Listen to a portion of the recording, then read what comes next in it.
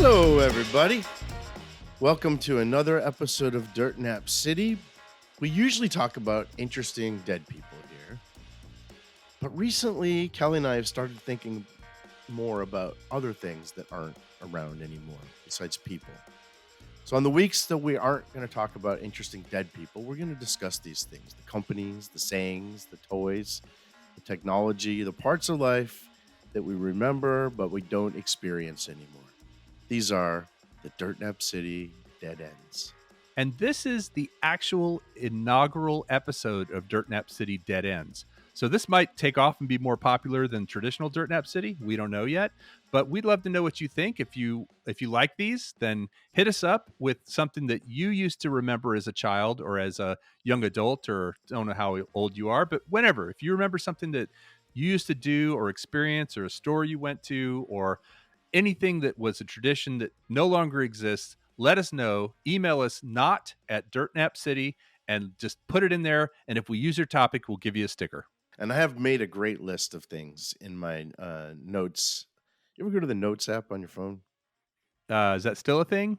No, it's definitely still a thing. It's still a thing in my phone for sure. I have so many lists, and I love to go back and look at things Well, I that know I know you are using a BlackBerry still, so yeah. Uh, do you remember Photomats? oh, do I ever? Yes. So Fotomat for our younger listeners was I don't know how you would describe these shack, small building. Was it like a little it was almost like a what's that those little burger places, quick short stops, like a shortstop Oh, burger I think they place. were smaller than that. They're like the size of the snow cone places that you have that you see. It's just dropped in a parking lot, just a little hut. Let's call it a hut.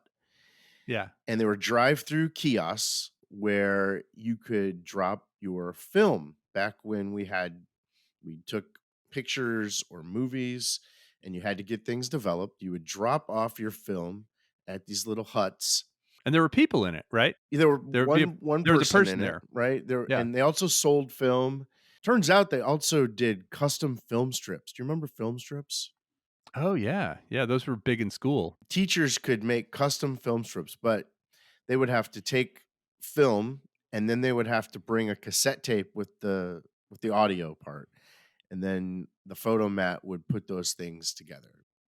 Now, do you think they did all that in the actual box in the hut, or do you think that was shipped somewhere else? No, I think that's the whole point of this was that the labs that were used to develop film were very big. And so they would collect all of these people's films, and a couple times a day they would drive out to some sort of processing plant where they would develop all this stuff. Ah, Um, so Photomat started in Point Loma, California, which is just outside of San Diego, in 1965. wow. And the peak of Photomats was about 1980, where there was 4,000 Photomats in the United States, mostly in the suburbs. They were almost like Starbucks back then, right? You just couldn't turn around without seeing one. 4,000 of them. And these are the kind of things that I hope to highlight on this Dead Ends, is that there were 4,000 of these. So they were all over the place. And now most people today have never even heard of them. It's just a faint memory. But they would have gold roofs and they would have signs with the blue lettering and almost the same font as Kodak back then, although they weren't owned by Kodak. Yeah, they tried to give the association through, color. And then Kodak, I think, ended up in the later years starting to have their own type of kiosk. But Photomat was kind of the term that you used for all of them, regardless of who owned them. Yeah, there was like Fox Photo. Remember Oh Fox yeah, Photo? Look for Fox the Photo. fox. Sure, Yep. sure. But that was like a third rate Photomat, right? Well, and then it always got confused with Foxy Photo, where you took your nudes. I don't remember that one. Uh, Photomat also did video rentals back before anybody was doing video rentals. I did But not know that. 1979. Did you have a VCR in 1979? I don't think so. I No, don't I think don't so. think we did. I feel like we were like maybe like I was almost in college by the time we got a VCR. Yeah, so they did video rentals from 79 to 82, but it was a little problematic. You would get this very limited catalog, and you would then call a number and order a movie. And the movie was $12. Now, $12 in 1979 is the equivalent of $50 today. So for Wow. Okay. $50, you got to take one movie home for 5 days. Was it on VHS? Yeah, yeah. And here's the other thing. It was only Paramount movies. So it was a very limited catalog. Instead of Paramount Plus, it was Paramount Minus. Right. Paramount. That's a good one. Paramount Minus. Um, for about $50, you could get one movie for 5 days, and then I think Dang. Disney joined the doing the thing after that. But what happened was mini labs made these things obsolete. So mini labs are the things that you have like Oh, started like in a appearing. Walgreens or in the Yes. back of a like grocery stores started to get them. You could go in and just get your film developed while you were shopping. In 1 how hour long? photo. 1 hour, 1 exactly. hour. Yeah. 1 hour photo started putting these photomats out of business because Photomat couldn't do it in an hour. They pick them Yeah, up they a had to couple times a drive the day. film to the lab and process it and get it back. Now, 1 hour photo was also a movie with Robin Williams. Did you know that? So that movie, was it called 1 Hour Photo? I think it was. Which Let is me look and weird see real quick. because I think he was a Photomat employee in that movie who, like, his whole existence was that he was stuck in that little building. So that wouldn't have made sense.